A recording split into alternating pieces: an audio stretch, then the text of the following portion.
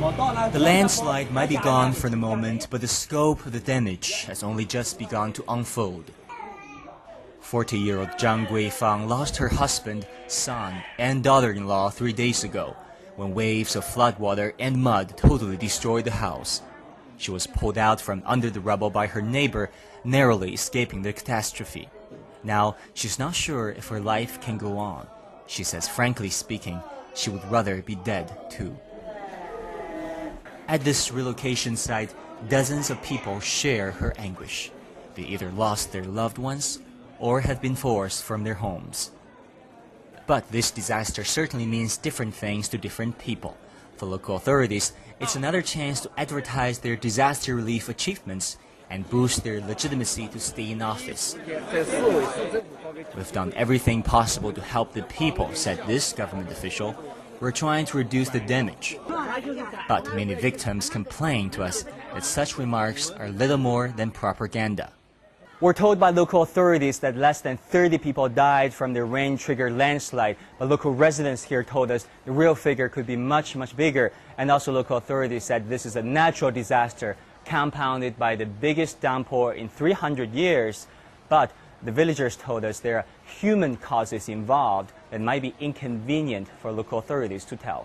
招商引资，挖石头的，他就把这个山资源破坏了。你觉得这个和这次泥石流有很大关系？很大关系。那导致那个上面的那个水库倒掉了，水库泥沙很多，现在全部冲掉了，房子的冲的要很多。招商引资嘛，招商引资把附近这里那个石头嘛，是吧？啊，就这回事了。再主要是换我们再换我家乡不？就是他们造成的。怎么造成的？他们政府招商引资，这是一方面吧，是吧？ We feel obliged to check out the mining site the villagers were referring to, but the main road to the site has been blocked by local police. They claim it's too dangerous to enter, but local residents say it's just an effort to prevent reporters from seeing what really happened. One villager, however, volunteered to take us there using another route. It's certainly not the most comfortable road we've traveled, but it's a path leading to new evidence to help re-examine what he calls the real cause of the landslide. After half an hour, we found the place.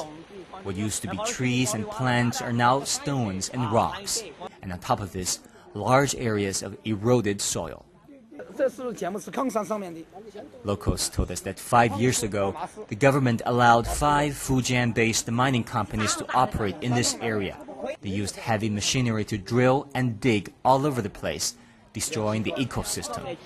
Hunan village, one of the worst affected places this time around, is located just right down the mining site. Some residents who live here their whole life believe if the trees were not cut, plants not gone, and soil not eroded, the disaster could have been much smaller in scale or even avoided altogether. 这里几百年没有发生这个情况，现在就是主要是去年我们都提出来了，跟政府交涉的这个事情，交涉事情呢都提出抗议，都是讲，已经是三无一死。 So far, local officials insist the landslide was caused by what they call the biggest rainfall in 300 years, dismissing accusations that the mining operation was illegal. They say the exploitation of the mountain has nothing to do with the deadly landslide. Wang, CCTV, Hunan Province.